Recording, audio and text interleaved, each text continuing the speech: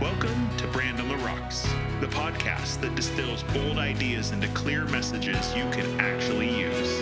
Each week, we serve up conversations, audits, and straight pours of insight to help you cut through the noise and grow your business. Hosted by brand strategist Ryan Holck, this is where clarity comes neat and your brand gets remembered. Welcome back to Brand on the Rocks, where bold ideas meet clear messaging. I'm your host, Ryan Holck, and this is going to be a straight-up episode. No fluff, no garnish, just a short, sip-sized pour of marketing clarity that you can put to work immediately. In this episode, I'm talking about the 3 stories that every brand must master.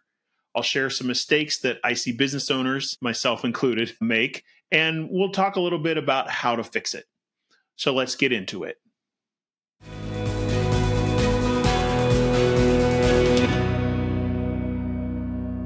I'm going to assume that you know who Mr. Beast is. A little bit of the story and the following that is Mr. Beast and YouTube and millions of subscribers, billions of views. And one of the interesting things about Mr. Beast is he understands the power of story. And the power of story, like, in my opinion, very few people do. And that is that story oftentimes is about managing attention and getting people not just to tune in emotionally, but to tune in visually, to tune in and listen with intentionality. And one of the things that I've seen him do, and it's been a couple years now, but in all of his crazy wackiness and shows now on TV and growing team and things, one of the things that he has started to do is to have some philanthropy side. And truth be told, I'm always a sucker for that kind of thing. I spent a lot of years in the nonprofit space. And so when I see someone who's trying to meet an actual need, not a made up need, but meet a need and do something worthwhile, I kind of am drawn to it and attracted to it. But a couple years back, he saw a problem that he thought that he could solve. And that was that there was a village or a group of villages and schools specifically in Africa where the kids struggled to make it to school every day because they needed shoes. They didn't have shoes. Walking barefoot over the type of terrain for oftentimes miles to get to the local school was problematic. And his solution, along with his team, was not, we're going to send them shoes, but let's go to Africa, find a local group who builds and makes shoes, we can actually have them make shoes for these students, and then we'll pass them out. And as simple an idea as that sounds, when it came down to it, it actually became problematic. There were haters on one side who thought the idea was absolutely ridiculous. Why would you be showing up to a country that's not yours to try and solve a problem? And there was people who thought it was absolutely amazing. The reception from the school, from the teachers in the school, from the kids was amazing. But there was this tension, and it really brought them back to, there's some YouTube videos about it, and you can Google it, and I'll maybe put it in the show notes. But the interesting thing was that it brought them back to what story are we trying to tell? Because they easily could have been distracted, easily could have gotten off course of the actual thing they wanted to do was we want to show up and provide a way for shoes to get into the hands of needy kids, but we want to meet that need through the local economy. And so as they wrestled through this, they found that they really had an opportunity to clarify the goals of what they were trying to do, to share their story better. It actually came up that in a lot of ways, I think from a marketing, from a messaging standpoint, they won. It isn't that they won everyone over, but they turned a potentially negative train wreck of public opinion back towards the larger vision. And in the process, the haters kind of fell to the wayside because they looked foolish. Let's just be honest. The reality is we're not Mr. Beast, and we're never going to probably have a following the size of what he does. But like it or not, stories in your business or brand are no longer optional.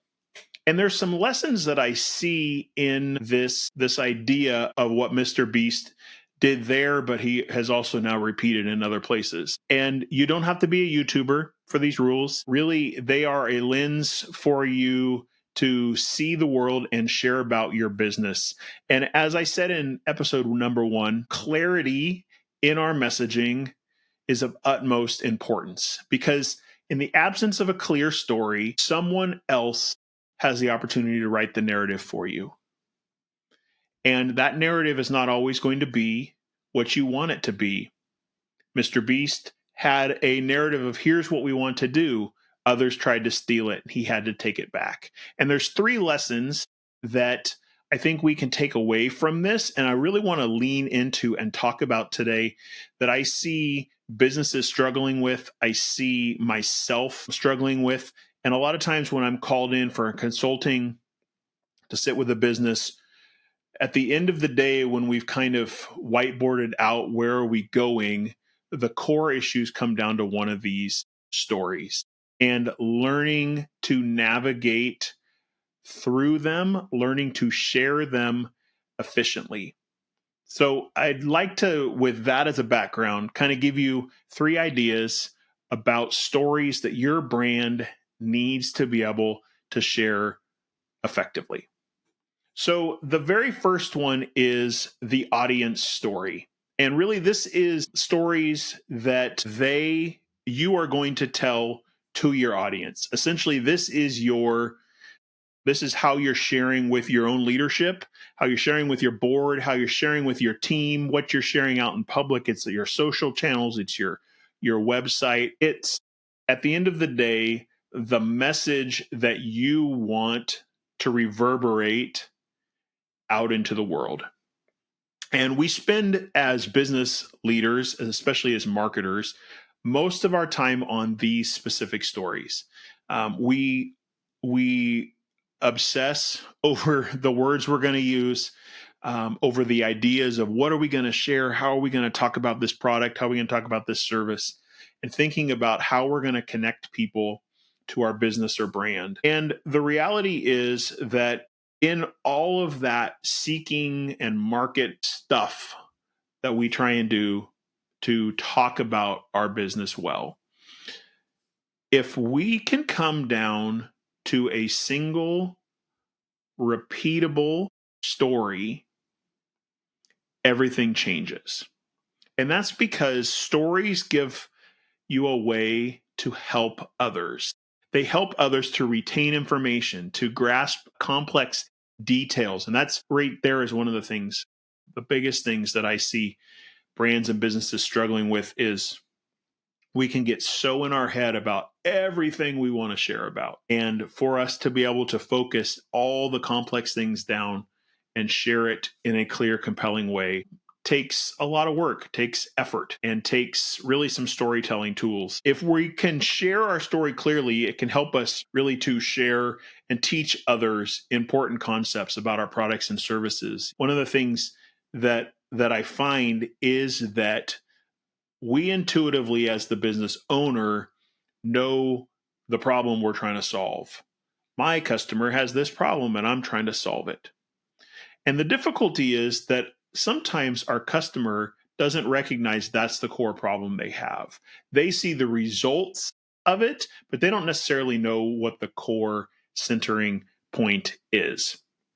And so when we can begin to wrangle the story and figure out what is it we need to share to get people on board, it connects people to us and it allows them then to reminisce about shared experiences. And if you took a moment and took the link for the Mr. Beast story, you'll notice that there's a point with the team where they've got to figure out what is the public version of this that we're going to share. And it's not that they want to protect it or hide it. It's that they want it to be so clear that everyone who hears it understands. And that takes wrestling through what are all the pieces that we want to share and what are the most important ones in that. Think of it this way. If you're making coffee every morning, like I do, a pot of coffee, and I have different kinds of filters that I can put in. I've got a metal one that's kind of a gold color. I've got different kinds of paper ones. I've got solid like puck ones that will go into my espresso machine. And at the end of the day, all of those hold coffee, and all of those will allow the water to filter through and hopefully leave the ground coffee in its place. But each of those is just a little bit different kind of filter, a little bit different kind of way for the water to go through that's faster, that's slower, and the end result is a little different. So you can have a cup of coffee that's super rich, or you can have a cup of coffee that's more weak and, begging to have pumpkin spice latte or something added to it. But the difference is not that it's coffee. The difference is the process of filtering. And sometimes we just have to think about our stories as if we're going to filter them. I'm putting something between my audience and me that helps me think, how do I share it in this context? And you'll see in the Mr. Beast stuff that the team did that. They had to think through, how can I share it? What needs to be repeated? If people take away nothing else about the story, what are the most important things that we want them to take away? And the challenge of this for a lot of businesses is we just think that's going to come out intuitively. We just think we're going to get in front of the right person and it's just going to be there. And that's not the reality of how it works. Now, I've seen amazing salespeople who can pull a almost a rabbit out of a hat, so to speak, in terms of telling a story. But for the majority of people, it's difficult. And it can be difficult with people it can be difficult with people you don't know, because most of us share normal life stories on a whim without planning. But you can't get away with that in your business. You're going to need to take all the amazing things you do and figure out, how am I going to filter these? How am I going to distill this down so that the product that I serve to someone at the end of the day is so clear they know exactly what we want them to do. So that is really the first story that you've got to be thinking about, is the audience story, the story that you are speaking specifically to the people you're trying to reach, who you have a product or service for. How can you get that so clear? What can you put in place to help you filter the complex things you do down into the most important pieces? The next story is the story really about your results. And it's the story that others are going to tell about you. And in a lot of businesses, I see us really shortchanging ourselves in this. These are the stories that circulate around our business or our brand. And in a digital age, the default is that means Yelp. That means Google. That means someone giving an online review. And yeah, that's part of it. That is part of the story, that you want people to have such an amazing experience with your brand that they will go and publish something. Look, go to Amazon. There are reviews everywhere. It's legitimately the way that Amazon drives traffic to products, is through reviews, because they work. But I don't know if you've ever sat and read like a page at Yelp or Google reviews and read what people actually write. And the majority of the time, it's pretty lame. It's like, they had a great product. It was so nice to work with them. And while it says positive things, what it doesn't say is what the actual experience was like. How did it make the life better for the person being served by this product or service? What win did they get when they had their problem, they used our product, life got better? What was the benefit of it? That's what so often is missing in some of those external, like review-based things. And we have an opportunity in our social channels to begin to break that down, to begin to have a multi-level or back and forth conversation with people, where We put something out there, people respond. It's actually a conversational kind of thing. It's actually social. And part of social, I have a love-hate relationship with social. I've managed social for other people, managed it for my own businesses and brands. And there are days that I never want to think about social again. And there are days that I can put head down and spend 8, 10 hours in it. And what it comes to for me is the story I'm trying to share in this moment compelling enough that someone would actually want to listen? And is it so compelling that they would listen long enough to want to respond and actually have a conversation with us? And for me, that's one of those filters, those distilling moments about, yes, we're going to talk about the results. We're going to talk about how we make our life better. But sometimes we do that by just sharing the story about the people we serve best and sharing it in really open, honest ways. And the other piece of sharing your results, stories that other people are going to tell about you, is personal conversations. And I am recognizing that we are reaching a point where referrals of brands is happening less and less. But there is something amazing that happens if we can equip the people we have served well with a story that they can share with others. And if you listen to episode number 1 talking about clarity, there was actually a download in that episode and a process you could walk through. And one of the action steps, kind of takeaways from that process, was how can you begin to generate some of those stories for personal conversations, for referrals that others can think, oh, I know who could solve that for you, and actually have the words to share the story you want shared. The interesting thing is, thinking about Mr. Beast, is as they went to solve this need for shoes and people began to talk, the things that people talked about were not the things they wanted repeated, because it was actually a divisive thing, not even connected to the story. A lot of it was made up. And they found that they had to really re-engage the story, had to direct and guide it so that the people connected to it had the right words to share about it. They didn't go to their friend and say, did you see the crazy thing that Mr. Beast was doing? And instead they said, did you see how Mr. Beast and his team responded to this? It actually allowed them to serve these schools better. What a cool thing.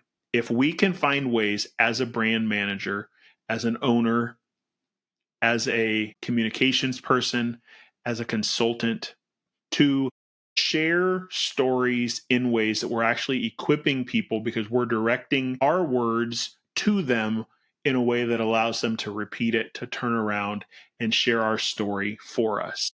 The question really is, when they share and when they have a moment to step onto whatever platform that is, whether it's, a friend face to face, it's over coffee, it's on social, are they going to advocate for you because they believe in you? Or are they going to hate on your products and services and distract you and really suck your time? So that's story number 2 you've got to be thinking about, is the results, and how are we going to tell the story about our business. And this is the one that really gets me every time.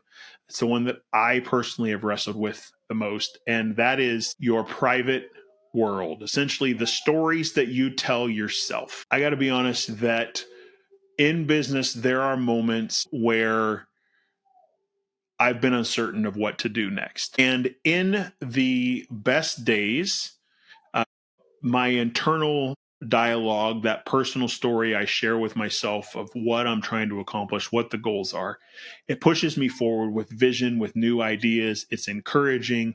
It makes it easy to do long days. But on the tough days, that same voice can scream at you about failure, about inadequacies, about how much better you could do than you are currently at these moment. And those stories I'm finding in my own life, I'm seeing in the lives of a lot of friends who have gone out to become entrepreneurs themselves, is that they have the story to derail your best efforts. They have the opportunity to derail you. And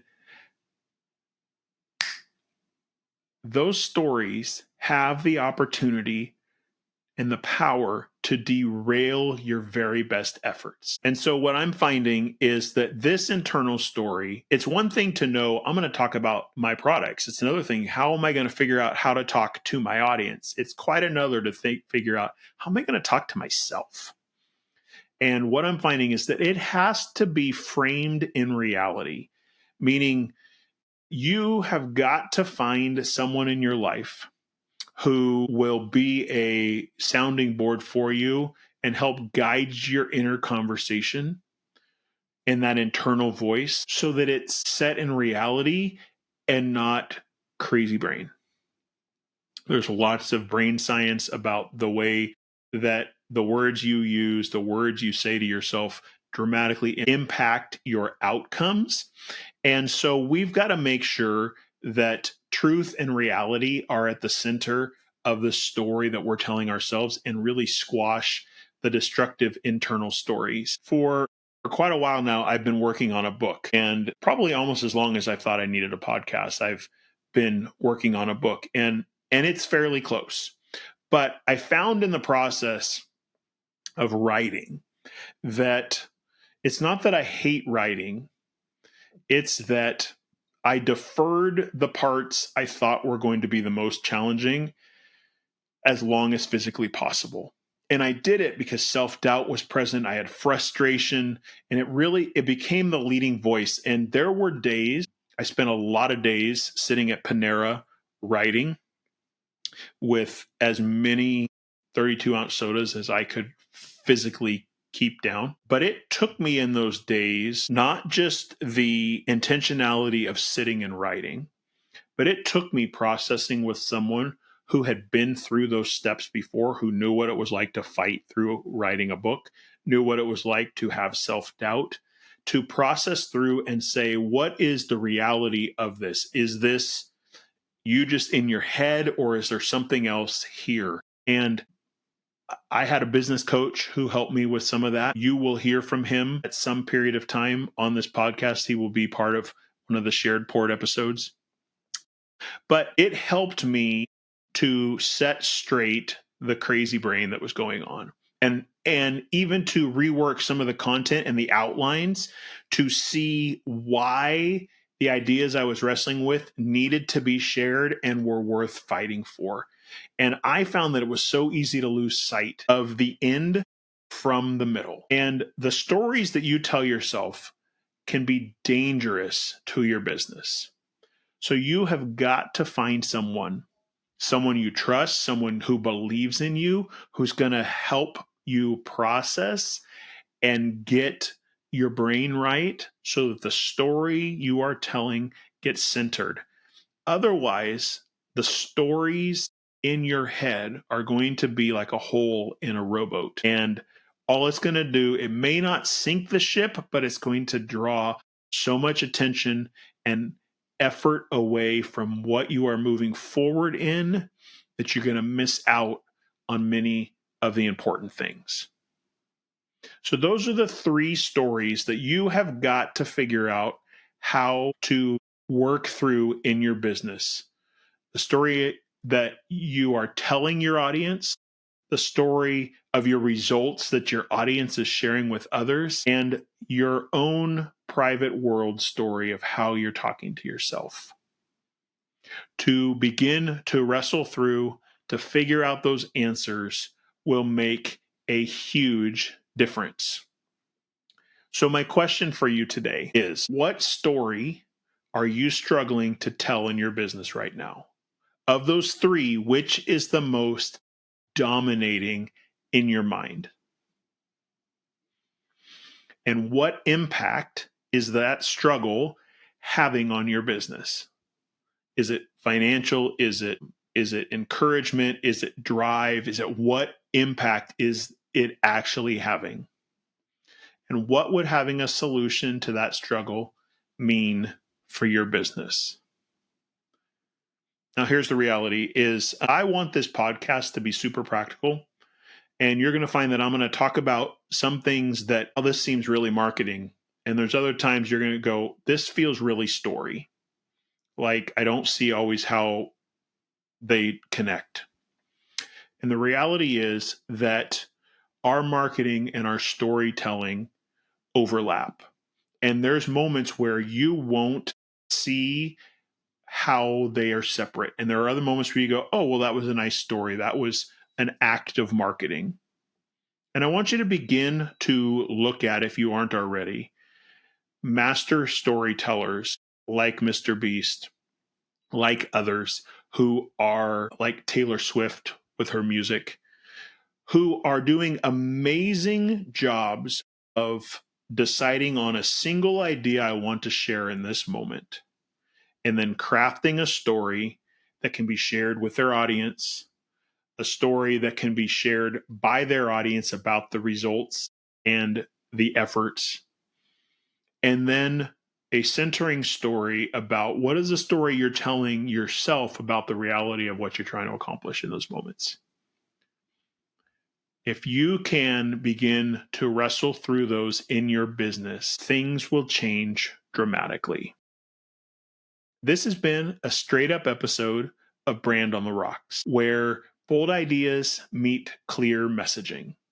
If you are wrestling with one of these three stories in your business and you would like some help to begin to process, to begin to figure out, where am I stuck? How come I'm struggling to tell the story of my business clearly? I'd love to help you.